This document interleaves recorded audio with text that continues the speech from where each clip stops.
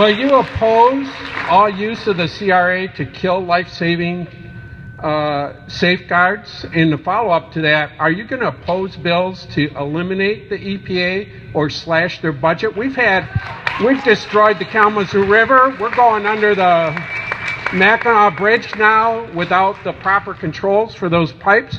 If we don't have somebody watching these people putting these pipes down underwater, we're in trouble. We're going to destroy our Great Lakes.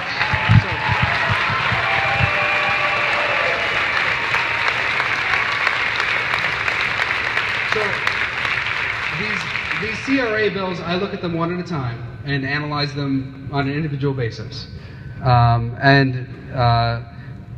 They're within Congress's power to decide how we handle regulations. And so we have a new Congress, and we have the authority to determine whether we continue with a regulation or don't continue with a regulation. I mean, we have a constitutional republic. Republicans have the ability to change some of these things, and that's the way our system works. So I will look at them on an individual basis. I have not proposed eliminating the EPA. I do think that the EPA does. I do think that the EPA overreaches in many areas, particularly with respect to our farmers and some of our local environmental issues, streams and ponds and other things that are local in nature.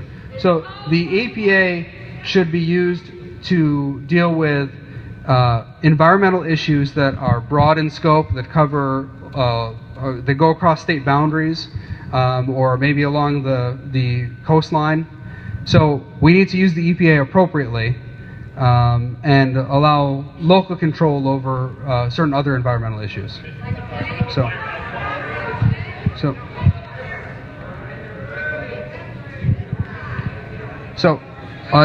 Yes, ma'am.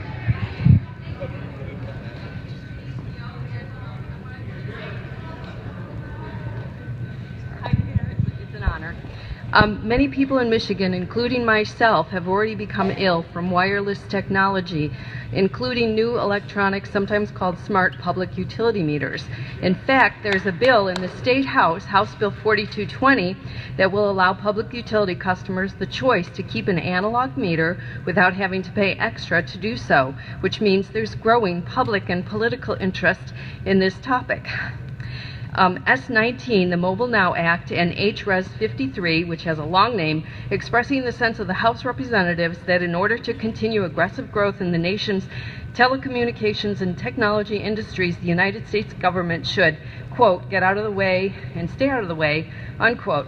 These two, S19 and HRES 53, will both enable telecommunication companies to continue rapid deployment of wireless technology infrastructure that has not been proven safe and has in fact been making some very sick. There's a growing epidemic of illness from wireless technology that is in the most part being ignored. S19 and HRES 53 will further ignore this growing epidemic. Please tell me where you stand. So these are congressional bills or state? Okay. So I haven't heard of the bills before. I don't know whether wireless technology has any confirmed effects on health or well-being. I haven't seen any such studies suggesting that. But I'm a big believer in choice and people making decisions. And if people want to make decisions about what kind of meter they have, that's up to them. The fact is, never before in the history of humankind or in Michigan have over 2 million smart meters been installed on people's homes. And that is why people are getting sick now. They weren't getting sick 20 years ago when all of these weren't installed. So I'm for people having more choices about what they have installed in their homes, but I'm not convinced that they're making people sick. I mean, I just don't have any evidence of that. So, yes. Yes, sir, in the middle. Go ahead. I'll get you next. I'm just trying to make sure I get it. Thank you, sir. I want to thank you first off for having the town hall, because a lot of representatives are not, so I know it's not easy to face all these people, but I thank you very much. Having said that, you voted recently to remove a regulation that would have kept guns out of the hands of 75,000 mentally ill people. I know that bill was not perfect, okay? I know all the complaints about that bill. I've educated myself on that bill, but here again we have a repeal of something that was in place to keep people safe, and there is no offered alternative. With that said, what ideas might you have for sensible gun reform? 2,500 children a year, 8 a day, are killed by guns. We have mass shootings. I'm raising 2 boys in this mass shooting era of the United States, and it's pretty darn scary. And even after Orlando sets the record for the most people killed in one sitting, nothing can be done. So I don't think it's above common sense to say that a Republican can stand up for common sense gun reform and should not fear the 5 million people of the NRA, but should stand for the life, liberty, and pursuit of happiness for the rest of us. Thank you.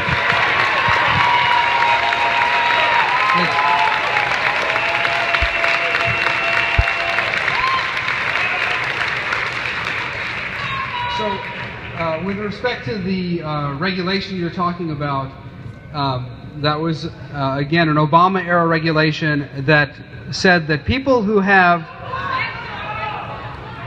Please. The CRAs are to allow us to review regulations that were passed in the previous Congress. So it was a previous regulation, and it basically said that people who have someone helping them with their finances, in other words, like a caretaker helping them with their finances, would not be permitted to buy a gun, which is like treating someone who has help with their finances as though they are mentally ill, and I don't think that's right. I don't think it's right to treat sometimes older Americans who might have someone else helping them with their finances. I don't think it's right to automatically treat them as mentally ill. So I want to be clear about that point. And I believe that I believe very strongly in the Second Amendment. I don't believe we should have additional regulations at the federal level.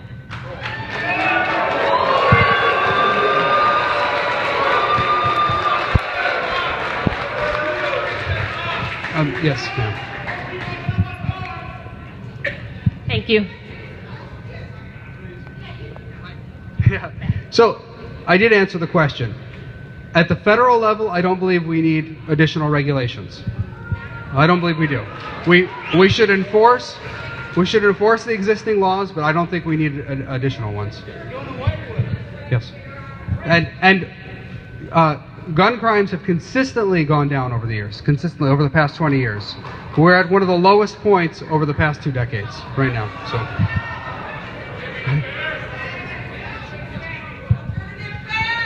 Hi.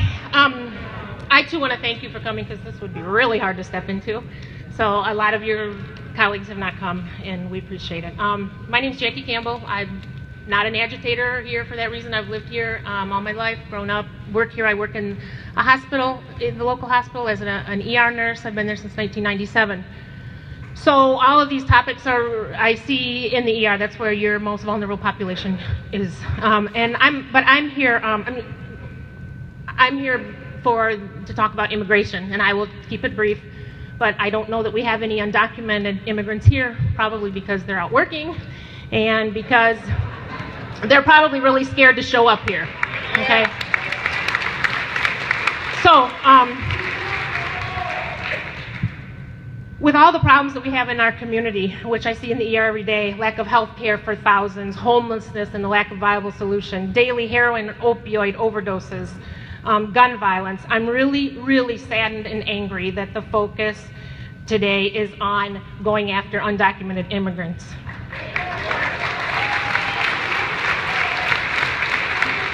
The game we have here of channeling the popular resentment brought out by this election to me is cruel and disgusting. It is, however, understandable for what is a better scapegoat for society's woes, which we have many of them, and for all of our problems, than to blame it on those without any defense, with no voice, and anyone who can't defend themselves. So we're attacking the most vulnerable. okay, which is nothing new. I really am close to being done. I know, okay. So the undocumented here in Battle Creek, they're our friends, they're our neighbors, they go to our schools. How many of you have had your lawns landscaped by an undocumented immigrant? They're working in our restaurants, they're building our homes. All right, my question is, I want to know, I don't want this to turn into our local law enforcement pursuing and terrorizing these people without any reason, okay? The recent executive orders and the provisions that have been handed down by the Department of Homeland Security have given ICE, I'm sorry, I'm really nervous, okay? I'm coming to my question, thank you, okay? They want to empower local sheriffs and local police departments to be deputized to be able to go after these people, okay? And that is just not right. I want our resources in our community to be used for things that we really have a problem with. I don't think we have a problem with undocumented immigrants here in our community. My question is, will you take action here in Battle Creek before you leave to encourage our Sheriff's Department and our Battle Creek Police Department to not be going after these people? Because right now, if they are deputized, just if they believe that they have a reason to stop them and to pick them up, they can do that. And why should we be going after these people? So, no, thank you. So, thanks for your comments and for your question. I think we need to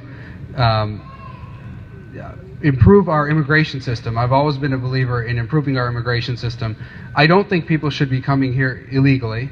My parents are immigrants, as I said. My mom is a Syrian immigrant. My dad is a Palestinian refugee. They came here legally, and I think it's important that we encourage that. With that said, we should protect the rights of people. I do think there is an appropriate way to handle these things and an inappropriate way. I don't think it's appropriate for the federal government or local governments to go house to house without warrants searching for people who are undocumented, because we have a constitution and people's rights have to be protected. Americans' rights have to be protected. You can't come into my house without a warrant, and I don't think anyone else should let anyone into their house without a warrant. So we have to protect people's rights, and we have to remember that the 14th Amendment applies to all persons in the United States. It says person. The Constitution is, and this is something that I think a lot of times both sides miss the details in the Constitution. The Constitution uses the word citizens where it means citizens. It uses the word persons where it means persons. And the Equal Protection Clause applies to persons. So we have to, now it doesn't apply to persons outside the U.S. or outside the states, but it does apply within the United States. So we need to remember that and make sure that we are complying with the Constitution with whatever we do. But with that said, I do think people need to be here legally, and we should have a system to try to allow people who are here illegally to become legal over a period of time. Yes?